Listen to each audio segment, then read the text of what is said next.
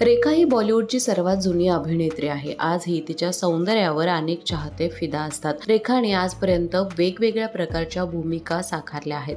वेगवेगळ्या कार्यक्रमांमधून सुद्धा रेखा मीडियासमोर येत असते। एका कार्यक्रमामध्ये शत्रुघ्न सिन्हा त्यांच्या पत्नीसोबत आणि त्यांची मुलगी म्हणजे सोनाक्षी सिन्हा सोबत दिसत होते। याच दरम्यान रेखा तिथं एंट्री करते आणि रेखा आल्या आल्या शत्रुघ्न सिन्हा यांच्या पाया सुद्धा पडते।